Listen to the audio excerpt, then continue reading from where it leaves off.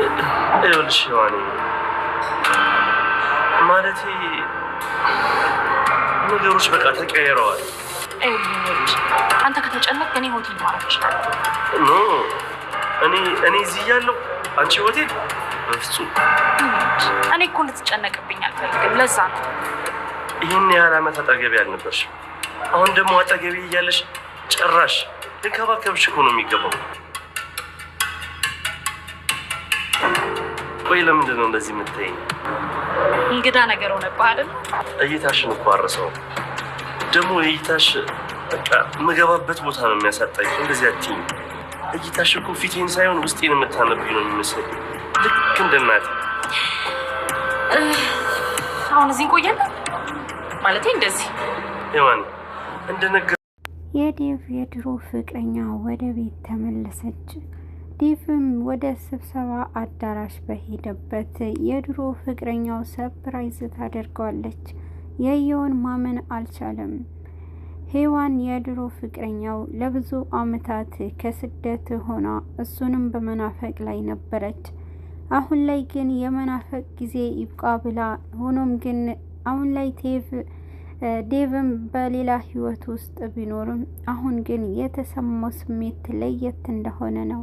ሰላም ውድና የተከበራችሁ የቻናል ቤተሰቦች እንኳን በደህና መጣችሁ። አዲስ ለሆናችሁ ሰብስክራይብ በማድረግ እንዲሁም የተለያዩ እነዚህ አስተማሪ የሆኑ ድራማዎችን ወደ እናንተ አቀርብላችኋለሁ። ሔዋን አሁን ላይ ወደ ዴቭ የተመለሰችው የድሮውንም ህይወት ለማግኘት ነበረ።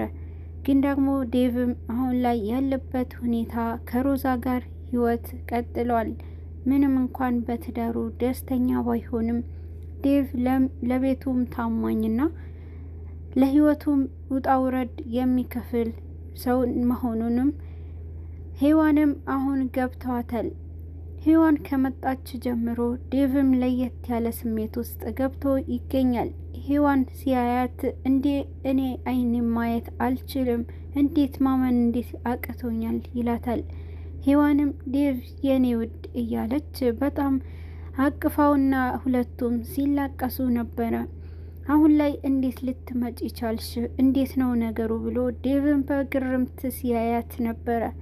እና ታዲያ አሁን የት ነው የምትኖሪ? የት ልታርፊ ነው ብሎ ይጠይቃታል። ሔዋንም የመጣችው ዴቭ ጋር ለማረፍና ሁሉም ነገር እሱ ያሳካልኛል ብላ ነበረ። ግን ደግሞ ዴቭም ያለበትንም ህይወት ለማስረዳት ይሞክራል። አሁን ላይ የውልሽ ሔዋን ምን መሰለሽ ብሎ ቢልም ግን ደግሞ እሷ በጣም ተረጂ ልጅ ስለሆነች አቃለው እረዳሃለውና ሆቴል ላይ አርፋለሁ ትለዋለች። እሱም አይ እኔማ ያለ ሆቴል አታርፊም ብሎ በቃ እንሂድ ይላታል። ሮዛና ባንቴሮ ቤትም ተፋጠዋል። ሁለቱም በተለያየ ሀሳብ ውስጥ በራሳቸው ጭንቀት ገብተው ይገኛሉ። አሁን ላይ ሮዛ ጭቅጭቋ ሁሉ ከባንቴሮ ጋር ነው። ባንቴሮን ለማስወገድ መንገዱን ሁሉ ብታዘጋጅም ግን አልሳካ ብሏት ነገሩን ሁሉ ይከሽፍባታል። ባንቴሮ አሁን ላይ ህመሙም እንኳን በተቀመጠበት መንቀሳቀስ ባይችልም ምላሱ ግን እንደ ሁሌውም አለ። ሮዛ ያ ነገር እየረበሻት ይገኛል። ባንቴሮ ባለመጥፋቱ በሷ ህይወት ውስጥ ለራሷም መንገዷ እንደዘጋባት ታስባለች። አሁን ላይ እሱንም ለማጥፋት መንገዷንም ለመቀጠል ግን ደግሞ አልሳካ ብሏት ስለሆነ ከሱ ጋር በጣም ጭቅጭቅ ውስጥ ትገባለች። ሁለቱም በተለያዩ ሀሳቦች ሲጨቃጨቁ ድንገት ዴቭም አሁን ላይ ዴቭም ከሔዋን ጋር አብሯት ወደ ቤት ይመጣል። እጅ ለእጅ ተያይዘው ወደ ቤት ሲገቡ ሮዛም በጣም ትደነግጣለች። ነገሩም ለዴቭም አልገባውም ነበር። ከዛ በፊት ሮዛና ሔዋንም ይተዋወቁ ነበረ። ግን ከሴት ጋር ስላየችው ድንጋጤዋ ከባድ ቢሆንም ሮዛ ሔዋን ግን ስታያት ለየት ያለ ነገር ይሰማታል። እንዴ ሔዋን ብላ ሁለቱም ይተቃቀፋሉ። በዚህን ሰዓት ዴቭን በመገረም እያያቸው ነበረ። ዴቭን በተለየ ስሜት ሲያያቸው ነበረ። እንዴት ሆኖ ነው እነዚህ ደግሞ የት ይተዋወቃሉ? ነገሩ ምንድነው ብሎ በራሱ ሀሳብ ጭልጥ ይላል። ሮዛና አሁን ላይ ሮዛና ሔዋን የሚተዋወቁበትንም ቦታ ከድሮ ከትምህርት ከሚማሩበት ጊዜ ነበረ። ግን ሮዛ ሁሉም ነገር ዋጥ አድርጋ እንዴት ነሽ ብላ ሰላምታዋን ታቀርብላታለች። ዴቭም ነገሩን ለማስረዳት ይሞክራል። ዴቭም ነገሩን ለማስረዳት ሮዛም ምንም እንኳን በማትልበት ዴቭ ምንም ሳይላት ሮዛም የሆነ ነገር ለማለት በምትሞክርበት ሰዓት ሔዋን እውነቱንም ትናገራለች ብሎ ፈጠን ብሎ ዴቭም ይዋሻል። ዴቭ ሁሉንም ውሸት እየተናገረ የእሷ ወንድም የኔ ጓደኛ ነበረ ብሎ ለሮዛም ውሸቱን ይነግራታል።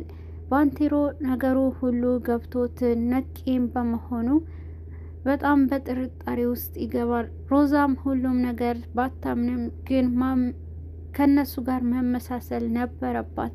ሮዛም አስመስላ በቃ በጥሩ ሁኔታ ትቀበላቸዋለች። ምንም እንኳን አሁን ላይ የሔዋን መምጣት ምንም ስጋት ቢያስገባትም ሮዛ ግን ሁሉም ነገር ለመቋቋም ትሞክራለች። በቃ አሁን ማረፍ አለባት፣ ወደ ውስጥ ትግባ ብሎ ዴቭም ይናገራል። ሔዋንም አዎ በቃ ደክሞኛል ክፍሌ ልሂድ ብላ ወደ ክፍሏ ትገባለች። ዴቭም በሌለበት አሁን ላይ ባንቴሮና ሮዛ ሁለቱም በመተያየት አሁን ምን ጉድሽ ነው እያለ ባንቴሮም ለሮዛ እንድትነቃ ያደርጋታል። ሮዛና ዴቭም አብረው ባሉ ጊዜ ስለ ሔዋንም ስትጠይቀው ነበረ። አሁን ላይ ዴቭ ሔዋን ከመጣች ጀምሮ ሀሳቡ ተበታትኖበት ይገኛል። ህይወቱ ሁሉ ካሁን በኋላ ይበልጥ አስጊ ሁኔታ ይገባል ብሎ የዴቭ ህይወት ከባድ ቢሆንም አሁን ላይ ሔዋን በመምጣቷ እሱም የተለየ ስሜት ውስጥ ይገባል። ሔዋን ስለመጣች ለየት ያለ ስሜት ይሰማዋል። ሔዋንም ሲጋራ እያጨሰች ተደብቃና አሁን ላይ እውነትም የኔ ዴቭ ከሌላ ሰው ህይወት አለው ወይ ብላ ለራሷም በጣም ብዙ ጥያቄ ትጠይቃለች። እንዴት ሊሆን ይችላል? ግን ደግሞ ይሄ እውነቱን አምነሽ ተቀበይ ትላታለች። እሱም የምትናገረው ለራሷ ነበረ። እውነቱንም አምነሽ መቀበል አለብሽ ሔዋን፣ እሱ የራሱ ህይወት አለው እያለች ለራሷ ማጽናናትን የዴቭ ሀሳብ በጣም ተበታትኖበት ከሮዛ ጋር ሆኖ አሁንም ሔዋን ጋር ይሆናል። ሔዋን ከመጣች ጀምሮ የምታስበውን ሁሉ ግራ ገብቷታል። እሱም ሌላ ህይወት አለው ወይ ይሄ ነገር እንዴት ይሆናል ብላ ታስባለች። ግን ደግሞ እውነቱንም ትክክለኛ ነገር እንዳደረገና እሷ ናት ያረፈደችው እኔ ነኝ እኮ አርፋጇ ብላ ታስባለች።